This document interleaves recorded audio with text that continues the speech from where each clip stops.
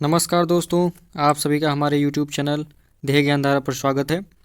जैसा कि आज से हम लोग सुपर टेट के लिए शिक्षण कौशल जो सब्जेक्ट दिया हुआ है, जिससे 10 नंबर के प्रश्न पूछे जाने हैं, तो इसी से संबंधित हम टॉपिक वाइज यहाँ पर चैप्टर वाइज प्रश्न देखेंगे। टॉप 10 या टॉप 12 प्रश्न यहाँ पर आपके सामने प्रस्तुत किए जाएंगे, जो कि यूपी टेट और सी टेट और अदर जो टेट स्टेट टेट हैं उसमें पूछे गए प्रश्न रहेंगे, और कुछ अन्य किताबों से लिए गए प्रश्न यहाँ पर समाहित किए गए हैं। तो आप ये जो वीडियो है, इस सेशन को आप यूपी टेट के लिए भी देख सकते हैं, क्योंकि शिक्षण विधियाँ जो चैप्टर है वह यूपी टेट में भी इस चैप्टर से प्रश्न पूछे जाते हैं। और सुपर टेट के लिए तो यह सेशन स्टार्ट ही हुआ है आज से, या पहला यहाँ पर पहली क्लास होने जा रही है। तो अगर आप इस चैनल पर नए हैं तो आप इस चैनल को सब्सक्राइब करिए और लाइक कीजिए, अपने दोस्तों के साथ शेयर करिए। स्टार्ट करते हैं आज का पहला प्रश्न। पहला प्रश्न है कि शिक्षण विधि का चयन करते समय निम्न में से किस को ध्यान में रखने की आवश्यकता नहीं है। तो ए ऑप्शन दिया हुआ है शिक्षण व्यक्तिगत भेद, बी ऑप्शन दिया हुआ है अभिभावक की पृष्ठभूमि, सी ऑप्शन दिया हुआ है विद्यार्थियों का मानसिक स्तर, डी ऑप्शन है विषय की विशिष्ट प्रकृति। तो दोस्तों, यहाँ पर ये जो 4 ऑप्शन दिए हुए हैं, तो हमको बताना क्या है। सबसे पहले तो यहाँ पर जो बात ध्यान रखनी है कि आवश्यकता नहीं है। क्या आवश्यकता नहीं है कि शिक्षण विधि का चयन करते समय किस चीज़ को ध्यान में रखने की आवश्यकता हम लोगों को एज ए टीचर नहीं है। तो व्यक्तिगत भेद, इसको तो ध्यान रखने की 101% आवश्यकता रहती है, क्योंकि प्रत्येक विद्यार्थी अपना प्रत्येक प्रकार से जो है उसके अंदर भेद होते हैं, व्यक्तिगत भेद होते हैं। प्रत्येक विद्यार्थी विभिन्न योग्यताओं के द्वारा सुशोभित रहता है। बी ऑप्शन लिखा हुआ है अभिभावक की पृष्ठभूमि। तो अभिभावक की पृष्ठभूमि यही करेक्ट ऑप्शन हो जाएगा। अभिभावक की पृष्ठभूमि से कोई मतलब नहीं है, अभिभावक की पृष्ठभूमि हम लोगों को यहाँ पर नहीं देखनी है। तो इसमें करेक्ट ऑप्शन हो जाएगा option number B. Option number B सही हो जाएगा। बाकी तीसरा ऑप्शन सी ऑप्शन देख लेते हैं। लिखा हुआ है विद्यार्थियों का मानसिक स्तर। तो इसको भी ध्यान में रखने की आवश्यकता है एज ए टीचर, कि प्रत्येक विद्यार्थी के मानसिक स्तर को ध्यान में रखते हुए शिक्षण विधियों को अप्लाई करना चाहिए, शिक्षण विधियों का प्रयोग करना चाहिए। ठीक है। डी ऑप्शन है विषय की विशिष्ट प्रकृति। तो इसको भी ध्यान में रखना चाहिए। तो यहाँ पे जो करेक्ट ऑप्शन हो जाएगा वह हो जाएगा ऑप्शन नंबर बी। अभिभावक की पृष्ठभूमि जो है कि अभिभावक की पृष्ठभूमि कैसी रही है, अब बालक के अभिभावक आर्थिक रूप से समृद्ध हैं या आर्थिक रूप से नहीं समृद्ध हैं, या वो किस प्रकार से हैं, रंग रूप या जैसा भी हो, उनके रहने की स्थिति कैसा भी हो, उसको टीचर जो है इसके बारे में टीचर को ध्यान नहीं देना चाहिए। ठीक है। नेक्स्ट क्वेश्चन देखते हैं। नेक्स्ट क्वेश्चन है कि विशिष्ट से सामान्य का सिद्धांत निम्न में से किस में प्रयोग होता है।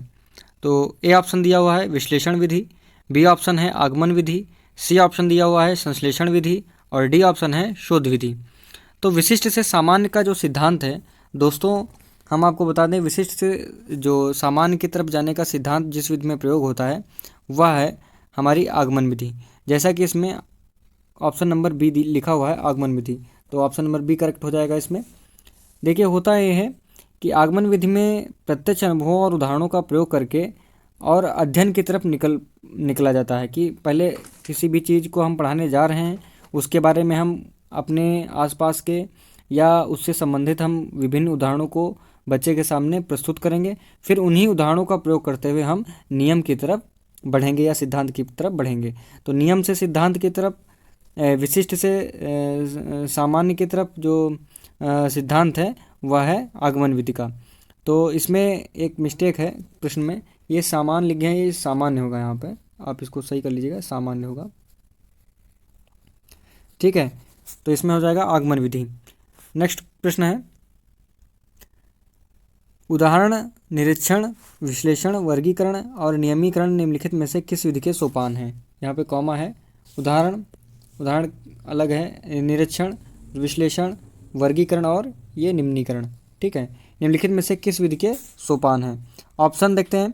ए ऑप्शन है निगमन विधि, बी ऑप्शन है आगमन विधि, सी ऑप्शन है अंतर्दर्शन विधि, और डी ऑप्शन है बहिदर्शन विधि। तो इसमें करेक्ट ऑप्शन हो जाएगा ऑप्शन नंबर बी। उदाहरण, निरीक्षण, विश्लेषण, वर्गीकरण और नियमीकरण किसके उदाहरण हैं, ये हैं आगमन विधि के।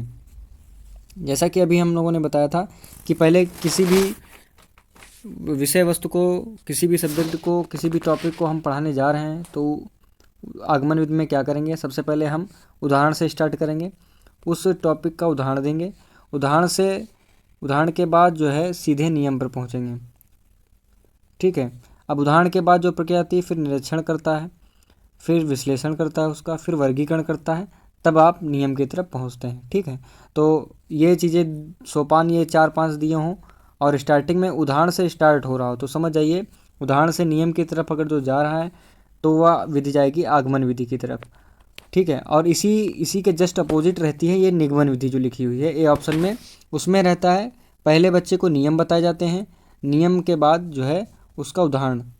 जैसे कि मैथ्स क्लास में क्या होता है, पहले सूत्र या फार्मूले बताए जाते हैं, फिर उसी बेसिक पे जो है प्रश्न हल कराए जाते हैं, तो वहाँ पर निगमन विधि अप्लाई होती है। और आगमन विधि का अगर जो उदाहरण देखें, जैसे कि हम लोग साइंस पढ़ते हैं तो सबसे पहले क्या लैब ले जाया जाता है, पहले करके सिखाया जाता है, पहले उदाहरण दिया जाता है, फिर सिद्धांत की तरफ हम लोग अग्रसित रहते हैं। नेक्स्ट क्वेश्चन देखते हैं। नेक्स्ट क्वेश्चन है निरीक्षण विधि में किया जाता है। ए ऑप्शन दिया हुआ है अपना अध्ययन, बी ऑप्शन है अपने व्यवहार का अध्ययन, सी ऑप्शन है दूसरों के व्यवहार का अध्ययन, डी ऑप्शन है व्यवहार विश्लेषण। तो ये जो निरीक्षण विधि होती है इसमें दूसरों के व्यवहार का अध्ययन किया जाता है। ऑप्शन नंबर सी बिल्कुल करेक्ट हो जाएगा। ऑप्शन नंबर सी इसमें बिल्कुल करेक्ट हो जाएगा, दूसरों के व्यवहार का अध्ययन निरीक्षण विधि में। देखिए निरीक्षण विधि में जो है दूसरे व्यवहार का अध्ययन किया जाता है। इस विधि के द्वारा जो है बच्चों में सामाजिक विकास होता है, समाज और उनके व्यक्तित्व का संबंध, उनके नेतृत्व आदि का पता लगाया जा सकता है। ठीक है। नेक्स्ट प्रश्न देखते हैं। नेक्स्ट प्रश्न है कि दूसरे व्यक्ति के बाह्य व्यवहार की नकल है। ए ऑप्शन सीखना है या अनुकरण करना है, सी ऑप्शन कल्पना करना है, डी ऑप्शन या चिंतन करना है।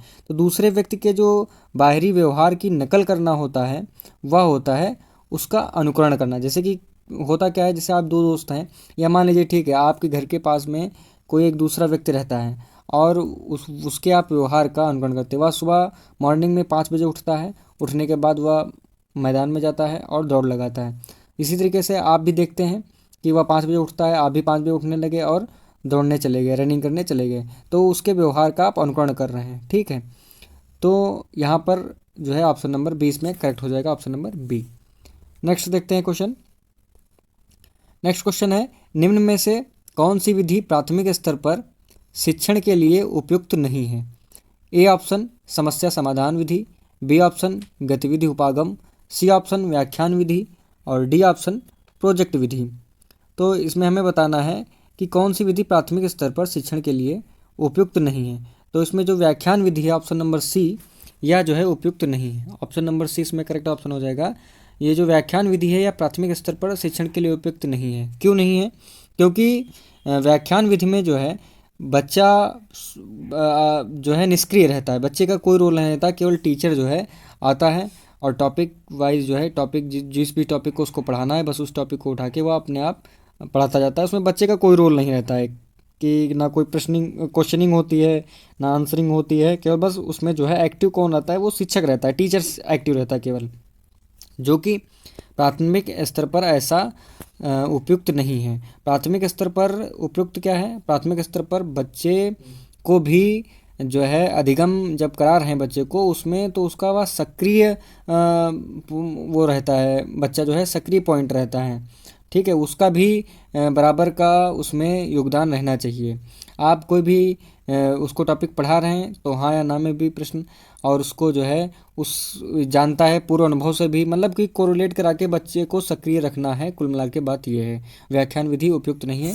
नेक्स्ट क्वेश्चन देखते हैं। इसमें कौन सी विधि सुकरात की शिक्षण विधि है? ए ऑप्शन भूमिका निर्वाह विधि, बी ऑप्शन अन्वेषण विधि, सी ऑप्शन व्याख्यान विधि और डी ऑप्शन प्रश्नोत्तर विधि। तो इसमें सुकराती विधि किस विधि को कहा जाता है? तो सुकराती विधि जो है प्रश्नोत्तर विधि को कहा जाता है। ऑप्शन नंबर डी इसमें करेक्ट हो जाएगा, प्रश्नोत्तर विधि को ही सुकराती विधि कहा जाता है। नेक्स्ट क्वेश्चन देखते हैं। नेक्स्ट क्वेश्चन है प्रोजेक्ट विधि का संबंध है। ए ऑप्शन जॉन डीवी से, बी ऑप्शन किलपैट्रिक से, सी ऑप्शन विलियम से या डी ऑप्शन पियर्सिंग से। तो जो प्रोजेक्ट विधि थी इसको जो है किलपैट्रिक ने जो है इसका प्रतिपादन किया था प्रोजेक्ट विधि का। प्रोजेक्ट विधि का प्रतिपादन किलपैट्रिक के द्वारा तो किया गया था। इसमें होता क्या है, इसमें जो है बालकों को विभिन्न तरह के प्रोजेक्ट दिए जाते हैं, ठीक है, जिसको बालक जो है व्यक्तिगत रूप से या सामूहिक रूप से, मतलब समूह में या वह अकेले इसको पूर्ण करता है। जैसे कि होता क्या है, मॉडल दिया जाता है, मॉडल बनाने को, और अभिनय करने को दिया जाता है नाटक में, या कहानी पढ़ना या सुनाना आदि कई प्रकार के इसके उदाहरण हो सकते हैं। अगला प्रश्न है कि निम्न में कौन सी शिक्षण विधि प्रजातांत्रिक नहीं है। अब प्रजातांत्रिक कौन सी विधि नहीं बताना है। ए ऑप्शन दिया हुआ है प्रोजेक्ट विधि, बी ऑप्शन दिया हुआ है सहभागी विधि, सी ऑप्शन दिया हुआ है व्याख्यान विधि, और डी ऑप्शन दिया हुआ है सामूहिक परिचर्चा विधि। तो जैसा कि अभी हम लोगों ने बताया था, व्याख्यान विधि के बारे में चर्चा करी थी, तो इसी को देख लेते हैं कि यही ऑप्शन इसमें करेक्ट होगा। ऑप्शन नंबर सी, व्याख्यान विधि में क्या होता है, यह प्रजातांत्रिक विधि नहीं है। जैसा कि अभी हम पिछले प्रश्न में व्याख्यान विधि के बारे में बात कर चुके हैं, तो यह प्रजातांत्रिक नहीं है। इसमें केवल शिक्षक सक्रिय रहता है और बालक निष्क्रिय रहते हैं, तो यह प्राथमिक स्तर पर ये जो प्रजातांत्रिक विधि नहीं है। इसमें होता क्या है और प्रजातांत्रिक विधि कौन कौन सी हैं एक बार देख लेते हैं हम लोग यहाँ पर। प्रजातांत्रिक शिक्षण विधि के अंतर्गत जो प्रमुख शिक्षण विधियाँ आती हैं वह होती हैं प्रश्नोत्तर विधि और प्रोजेक्ट विधि और ऐतिहासिक खोज विधि, अन्वेषण विधि या सामूहिक चर्चा विधि, ठीक है। इन विधियों को देख लीजिएगा एक बार। नेक्स्ट प्रश्न देखते हैं। नेक्स्ट प्रश्न है, कक्षा में विद्यार्थियों की रुचि बनाए रखने के लिए एक शिक्षक को उचित है, क्या उचित है। ए ऑप्शन दिया हुआ है श्यामपट्ट का प्रयोग करना, बी ऑप्शन है चर्चा करना, सी ऑप्शन है कहानी कहना, और डी ऑप्शन है प्रश्न पूछना। तो कक्षा में विद्यार्थी की रुचि बनाए रखने के लिए शिक्षक को हमेशा कुछ ऐसा क्रियाएं करनी चाहिए कि उसमें बच्चे का ध्यान केंद्रित रहे, उसकी पढ़ाई में रुचि बनी रहे, या जो भी वह एक्टिविटी कर रहा है या एक्टिविटी सीख रहा है उसमें उसकी रुचि बनी रहे, नीरसता ना हो। तो इसमें करेक्ट ऑप्शन हो जाएगा ऑप्शन नंबर सी, कहानी कहना, ठीक है। सी ऑप्शन नंबर सही हो जाएगा। इसमें होगा क्या कि कक्षा में विद्यार्थियों को रुचि बनाए रखने के लिए कहानी का सहारा इसलिए जाता है क्योंकि कहानी शिक्षण जो पद्धति है, तो इसमें जो है शिक्षण कार्य संपन्न करने के लिए कहानी यह आवश्यक रहता है कि कहानी छोटी हो और पाठ से संबंधित हो, यह भी आवश्यक रहता है। ऐसा नहीं कि किसी भी टॉपिक को हम पढ़ाना स्टार्ट किए, उसके बारे में हम 30 मिनट तक कहानी बताया किए, तो हमारा पूरा टाइम पीरियड एक सब्जेक्ट का उसी में कहानी सुनाने में चला गया। मेन जो बात थी वो हम बता ही नहीं पाए, निष्कर्ष क्या निकला बता ही नहीं पाए। तो कहानी छोटी हो और दूसरी बात उस टॉपिक से संबंधित हो, जो टॉपिक हम पढ़ा रहे हैं उस टॉपिक से संबंधित हो, ठीक है। तो ये कहानी विधि सबसे उपयुक्त विधि रहती है विद्यार्थियों की रुचि बनाए रखने के लिए। तो दोस्तों, यह कुछ महत्वपूर्ण प्रश्न थे आप लोगों के सामने। तो अगर जो यह आपको वीडियो आपके लिए यूज़फुल रहा हो और आपको जो है इससे आपको कुछ सीखने को मिला हो, तो आप इस वीडियो को लाइक कीजिए। अगर जो आपने अभी तक हमारे चैनल को सब्सक्राइब नहीं किया तो सब्सक्राइब कर लीजिए, अपने दोस्तों के साथ शेयर कीजिए। नेक्स्ट वीडियो आपको अगले दिन आपको इसी चैनल पर आपको प्लेलिस्ट में देखने को मिलेगा। वीडियो देखने के लिए धन्यवाद।